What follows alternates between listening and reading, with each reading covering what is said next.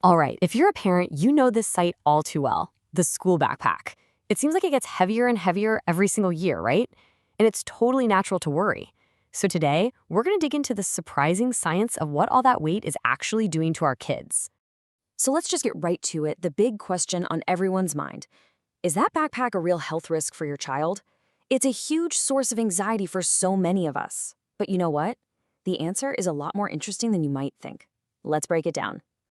And that's our first section, the weight on your mind.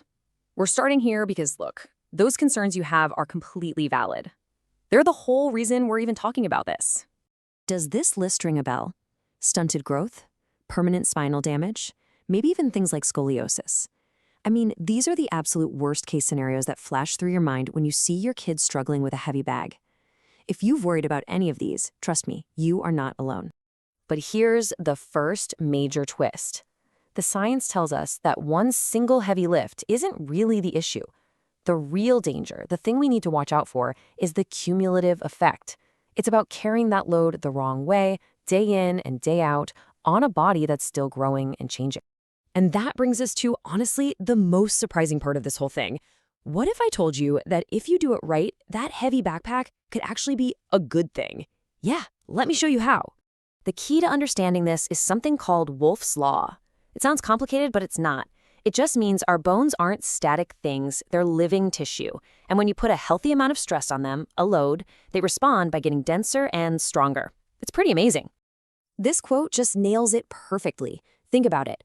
Lifting weights at the gym with good form, straight back, tight core, that builds you up. But lift that exact same weight with bad form, all rounded and collapsed, and you're just asking for an injury.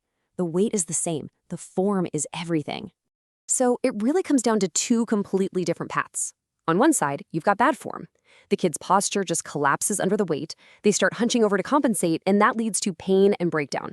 But on the other side, with good form, a nice neutral spine, core muscles switched on, that very same backpack becomes a tool. It actually stimulates bone growth and strengthens the muscles they need to carry it. Now, knowing all that, a lot of parents think, aha, I'll just get a trolley bag. Problem solved.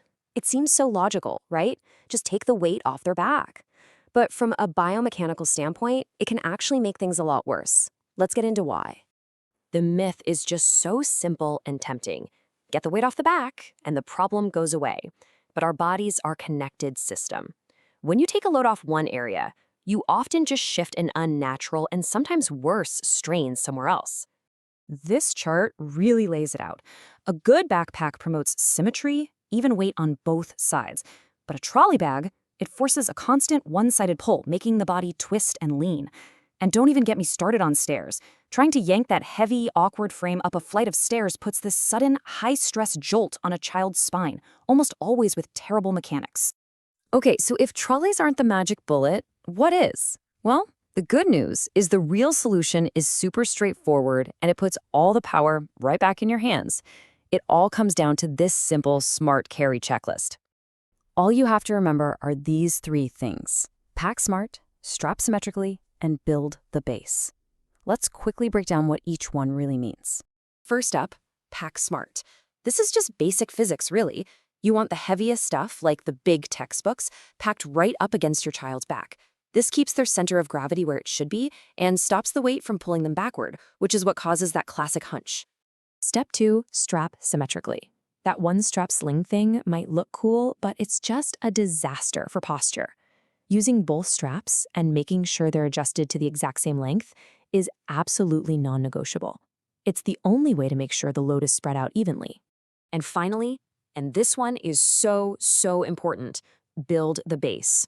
A backpack isn't carried in a vacuum. A kid who's active, who's running around and playing, is naturally building a strong core and a strong back. That strength is the ultimate foundation that makes carrying any load safer. So where does that leave us? What's the final verdict here? Well, it's not about banning the bag. It's about being smart with the bag.